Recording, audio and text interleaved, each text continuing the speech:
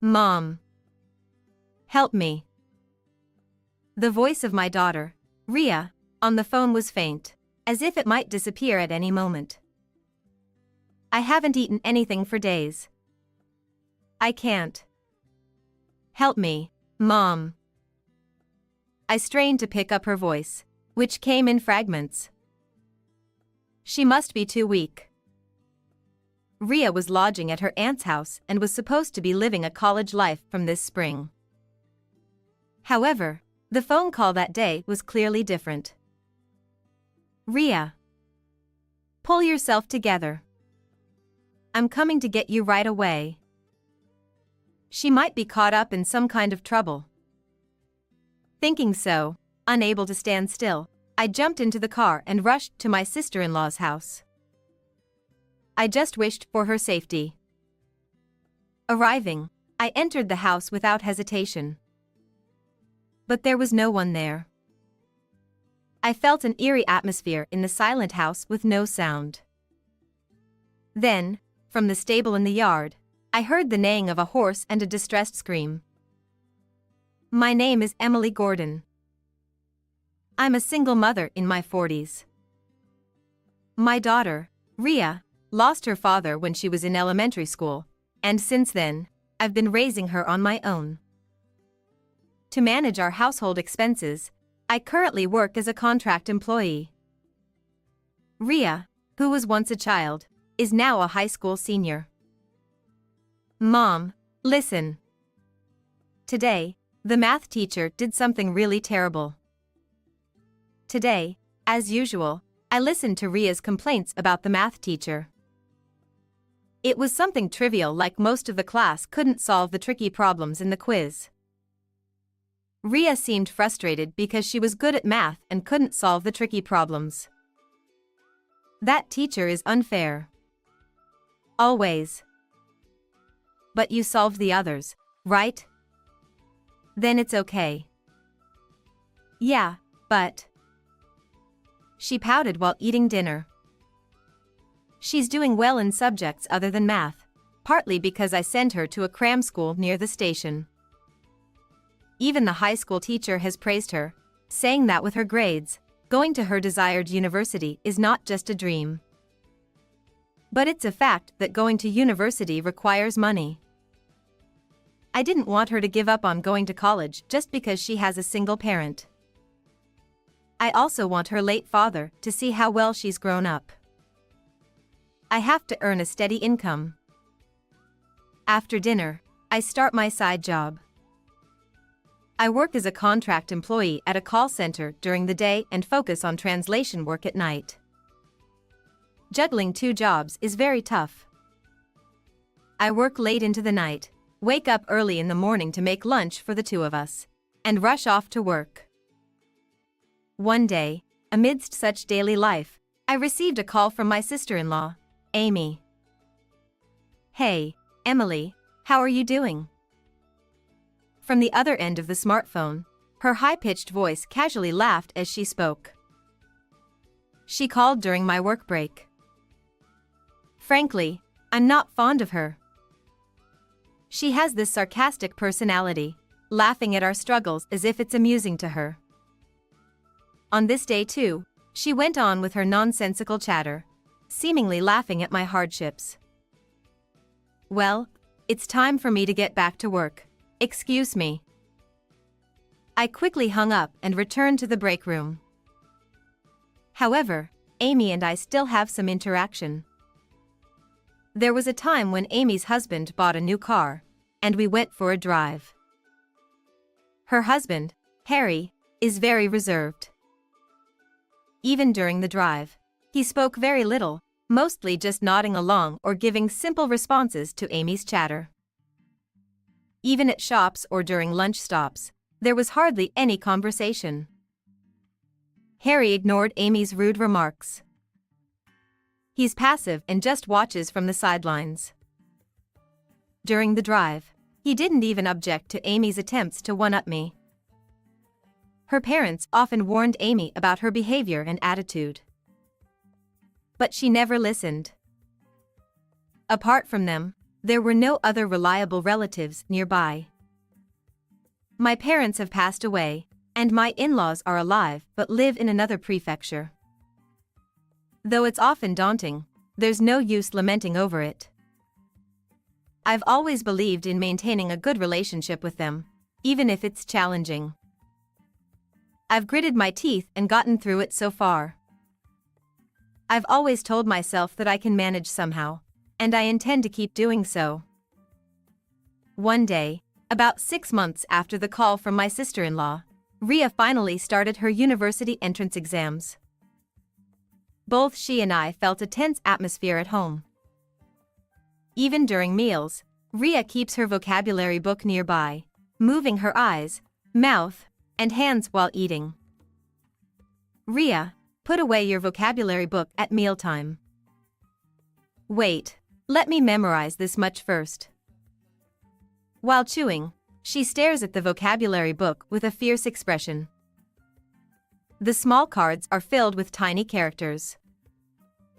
Ria is also trying her best to get through the exams. I decided to support her with all my might.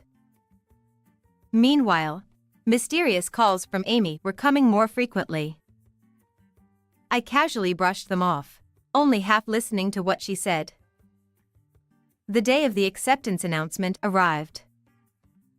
I accessed the website of Ria's desired university and searched for her exam number. I'm scared, Mom. But we won't know until we see it. Beside the trembling Ria, I stared at the screen intently. Like searching for winning lottery numbers, I carefully searched for Ria's exam number.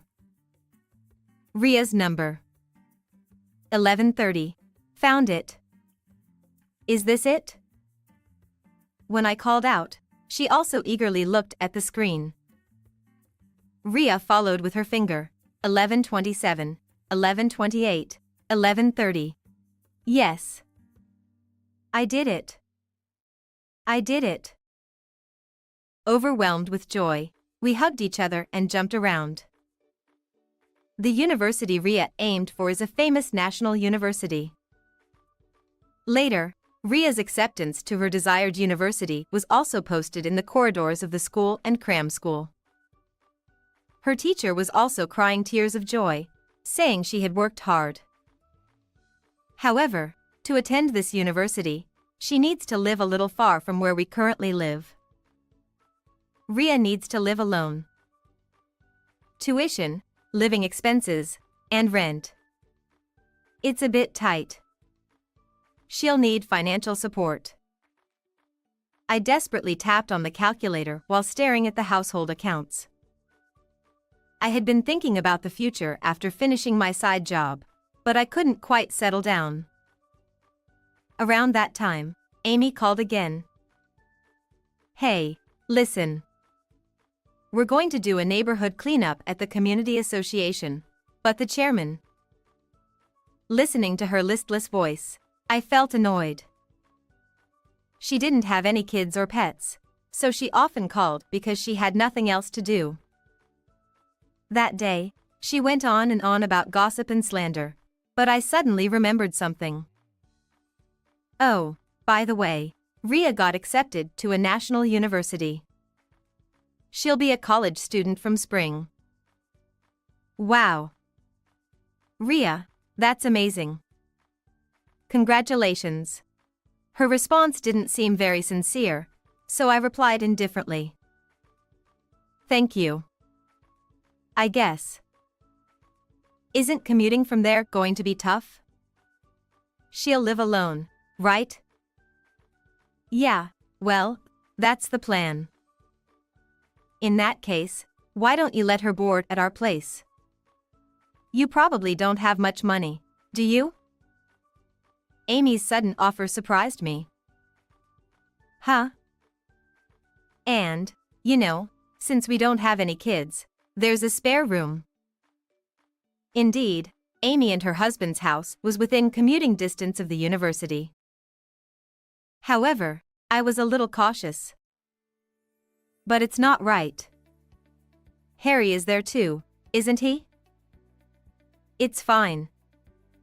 We were just talking about renting out the spare room recently.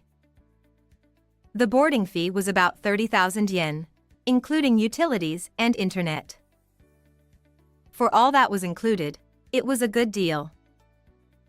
The conditions weren't bad, but I said I would confirm with Ria before getting back to her, just to be sure. I'll be waiting for your favorable answer. She hung up the phone cheerfully as usual. For her, getting a monthly income of 30,000 yen just by renting out a room was probably a good thing. But, it's that shrewd Amy we're talking about. It's normal to think there's something fishy going on. I had intended to consult Ria and, if she didn't like it, decline. When I told Ria about it after she returned from cram school, surprisingly, she agreed to the idea. I can board at Auntie Amy's house for 30,000 yen? Economically, it would help, but it's up to you, Ria. Ria fell silent for a while and pondered. Of course, if you prefer a proper apartment, we'll look for one. No, I'll board at Auntie's house. Huh? Are you sure? Because that would reduce your burden, Mom. I think it's a good idea. Saying that, she smiled. She must be trying not to worry me or cause any trouble. I wasn't too keen on it, but I agreed. Afterward, I informed Amy that Ria would be boarding. However, I made it a condition that she would only board for the first year, as we couldn't rely on them for 4 years. During that year, Ria would save money from her part-time job, and I would increase my workload. This way, we would prepare for Ria to live alone more independently starting from her second year of college. Surprisingly, Amy readily accepted these conditions. Okay. Let me know when the moving day is set. She hung up the phone with a cheerful laugh. On the other hand, I felt a mix of relief and anxiety. Or rather, the anxiety was greater. I couldn't shake off a bad feeling. As for her, she started packing happily, seemingly looking forward to her new lodging. Watching her, I told myself not to worry too much and spent my time. The moving day was set, and on that day, I drove Ria's belongings in my car. One large suitcase and several cardboard boxes. In addition, Ria packed her blanket, pillow, and favorite stuffed animals. We drove for about an hour, and I pulled the car into Amy's driveway. There, an unusual sight caught my eye. Huh? Horses. There was a slightly spacious garden on the property, and there were horses standing there. Behind the horses was a small shed about the size of one horse. It was so strange that I had to do a double take. The chestnut-colored horse glanced over and turned its head away, seemingly disinterested. I parked the car in the garage and unloaded the luggage. Ria looked at the horses while pulling out her suitcase. It seemed to catch her interest. Then, Amy wandered over. You're here early. It's still noon. It's already noon. Amy was wearing sweatpants and sandals, looking like she had just woken up. Hello. Thank you for having me. Ria bowed her head politely. Her hair, which reached her shoulders, gently swayed. Nice to meet you too. Let me show you to your room. What about the horses over there? Oh, that little one? According to Amy, it went something like this. The horse used to be a racehorse but retired, and it was bought by an acquaintance of hers. However, the horse was not very friendly, and the acquaintance began to have trouble handling it. Hearing about it from the acquaintance, Amy took it because she wanted to try riding it. However, The horse refused to let her ride and was difficult to handle. But it won't let me ride it at all, and it's not friendly. It's more trouble than it's worth. I've heard that horses have different personalities. Perhaps it had a difficult temperament. Just now, it turned away as soon as it saw us. So, I want Rhea to take care of that horse. Really? Wait, what? I was taken aback. I didn't hear anything about that. It wasn't part of the boarding conditions, so I objected, but Amy just laughed. Students don't have much to do anyway, right? Taking care of a horse should be fine. Rhea has to work part-time too. Hearing that, Rhea, who had been listening, intervened between me and Amy. It's okay, Mom. I want to be friends with that little one. Huh? But. Well then, why don't you try touching it a bit? Amy said so and walked Rhea over to the horse. When the horse saw Rhea approaching, it snorted. It leaned into Rhea's face as if checking something. You're a good boy, horsey. I'm Rhea. Nice to meet you. Rhea spoke gently to the horse. Come to think of it, she had always liked animals since she was a child.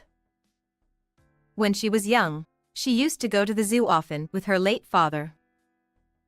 The horse seemed stubborn, but surprisingly, it seemed to have opened up to Rhea. After finishing unloading the luggage, we had lunch together before I headed home. The car, which had become emptier than when I left home, felt strangely lonely. And so, Rhea's boarding life began. The next day, I received a message from Rhea early in the morning. I named the horse Rocky. I heard her report with joy, but apparently, the horse didn't even have a name until then. I wondered what it had been called before, but I just nodded vaguely. For a while after that, I received messages only about Rocky. Since the entrance ceremony of the university, she also talked about her classes. With just these messages, I could probably write a novel. I wonder who she takes after. I opened the messages in between work, somewhat looking forward to them. But that didn't last long, and days passed with longer gaps between messages. She must have gotten busy with university classes and her part-time job. Or maybe she was enjoying herself with new friends. They say no news is good news, but I wondered if this was really the case. However, one day, the communication abruptly stopped. It's strange. Not even seen messages. The next day, and the next month, I didn't hear anything from Rhea. I had a bad feeling and tried to contact Amy, but she just laughed it off. She's such a helpful girl. Please let me talk to Rhea directly. I need to hear from her. No way. She's doing a really thorough job cleaning the bath right now. Amy, let me talk to Rhea. She likes cleaning, you know. She's really enthusiastic. No matter what I said, Amy just kept praising Rhea and didn't pass the phone over. Since I was paying for Rhea's phone bill, there was no reason for it not to connect. Yet, for some reason, she didn't answer the phone. I wonder if something happened. Days passed without being able to focus on my main or side jobs, and I realized things couldn't go on like this. That weekend, I decided to gather my courage and pay a visit to Amy's house. Rhea is my top priority. I have to go. My fleeting relief didn't last long. Unexpectedly, I received a call from Rhea. It was Saturday morning, as I was preparing breakfast. Just when I was about to head to Amy's house, my smartphone rang. The caller was from a payphone. It could be Rhea. With that thought in mind, I answered the call. Rhea. Mom. Help. Rhea's voice was weak, as if it could vanish at any moment. I haven't eaten anything for days. I can't take it anymore. Help me, Mom. I managed to pick up her fragmented voice and understand. She must be very weak. Rhea. Rhea. Stay with me. Where are you right now? I'll come get you. The stable. Ah. With a loud clang, the phone call abruptly ended. Upon hearing the word stable, I hurriedly searched for the address on my smartphone. Oh, get it together. Me? Should I call the police? Or an ambulance? There was no time to hesitate about which one to contact. She might have been involved in some kind of incident. With that thought in mind, unable to sit still, I got into my car and started the engine. I rushed to Amy's house, about an hour away. The roads were empty in the morning, and I arrived earlier than usual. I entered the house without hesitation, but there was no one there. The eerie silence filled the house, with no sound of movement. Then, from the direction of the stable, I heard the neighing of a horse and someone's anguished scream. I hurried towards the sound. Entering the stable, I found Rhea, wearing dirty clothes, collapsed on the straw.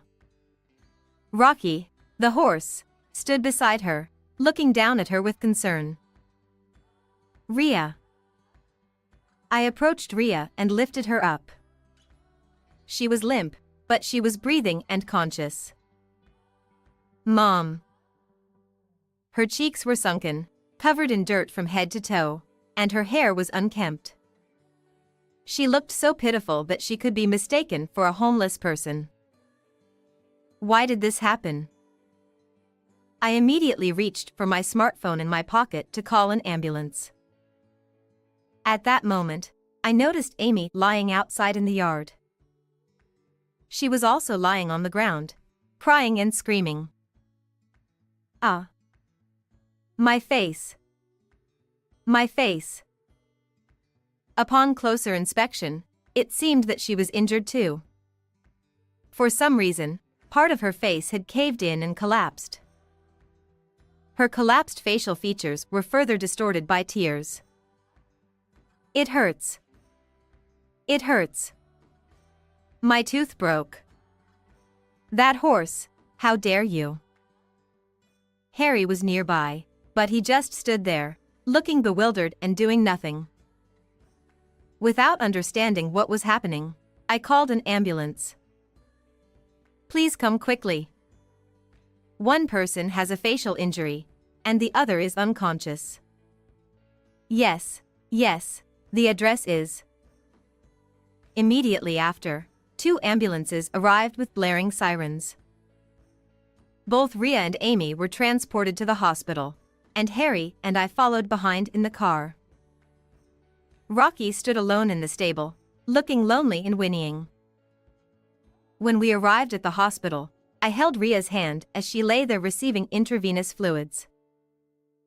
Her right hand, where blisters had formed, was nothing but skin and bones. What on earth had happened? Once Rhea woke up and calmed down, I decided to hear her out.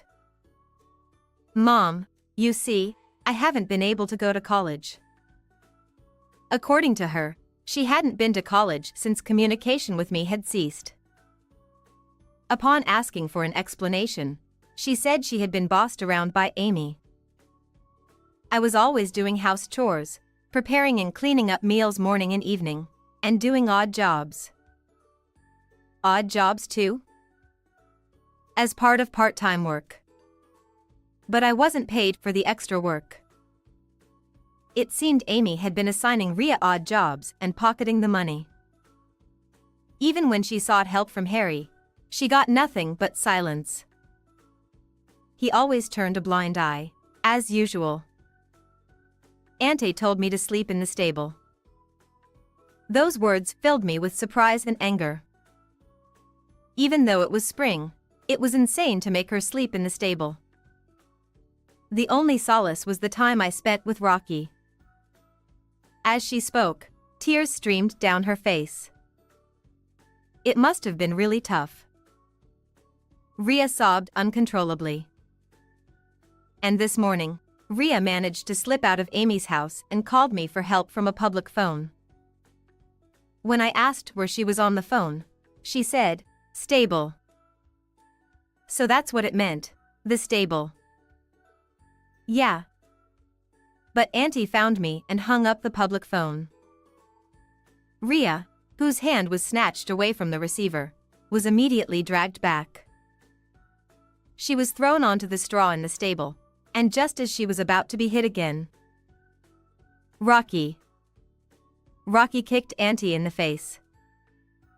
What? Amy was kicked and fell into the yard. As Rocky was originally a racehorse, his strength must have been considerable. Part of her face caved in, causing her to collapse on the ground. After that, I rushed to that stable. It was unbelievable that a horse would come to the rescue. I muttered to myself, but since Rhea had seen it, there was no room for doubt. After hearing everything from Rhea, I was summoned by the attending doctor. Rhea was diagnosed with malnutrition, and I got a medical certificate. I was advised to go to the police with this information. I immediately rushed to the nearest police station. After hearing the story, the police immediately launched an investigation. After questioning Amy, Harry, and me, they also interviewed the neighbors. Amy flatly denied everything, and Harry remained silent. On the other hand, I told them everything I knew, including Rhea's testimony. The neighbors also revealed that they had heard rumors about Amy's bad behavior and mistreatment of her niece. Based on these testimonies, Amy and her husband were arrested for neglecting their duty of care. Furthermore, I consulted a lawyer about claiming compensation from them. Fortunately, evidence and testimonies of their harassment were obtained from the neighbors. The neighbors were also aware of Rhea taking care of the horse.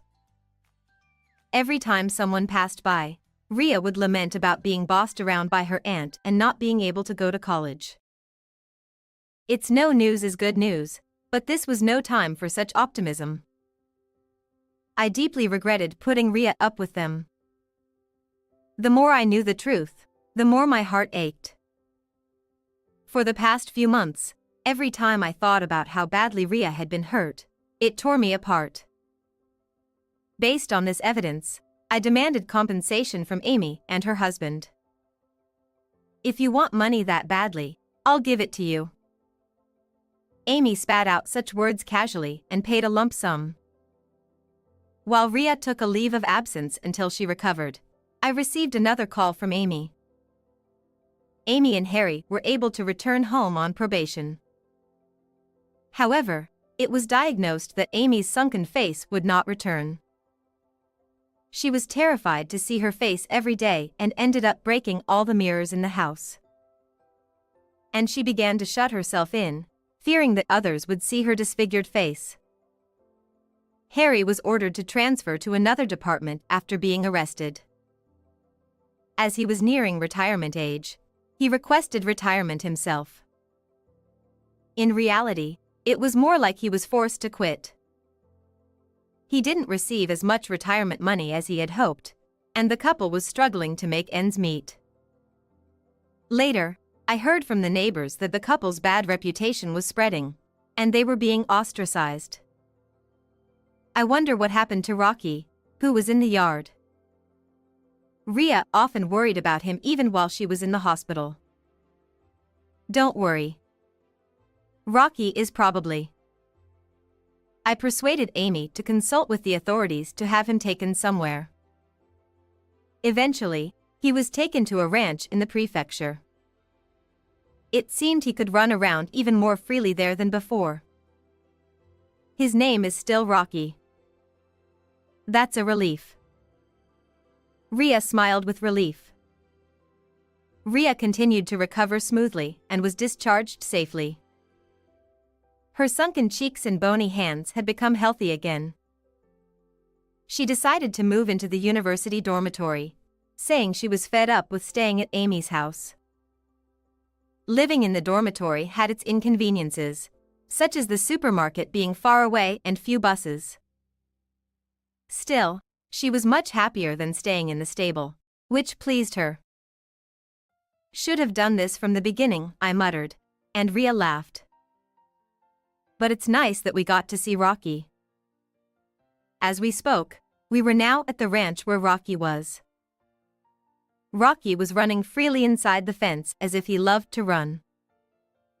His figure was so beautiful that it was hard to believe he was the same horse that was in that small stable. Rhea cried tears of joy as she watched Rocky run. When Rocky noticed Rhea, he slowly approached her and nuzzled her with a soft snort. Licking Rhea's cheeks and showing an affectionate and playful expression, he was a very charming horse. Haha, it tickles. Laughing, Rhea stroked Rocky's face. 4 years later, Rhea graduated from university safely. She started job hunting early on, and after securing a job offer from a major company, time flew by. There were many challenges before and during her studies. But because of that, this day felt truly precious. Mom, thank you so much for everything. I bought her a new dress for this special day. She looked so radiant and proud in her dress. I believe my late husband in heaven is also smiling as he watches her. How did you like this story? Please don't forget to subscribe to the channel. Well then, see you in the next video.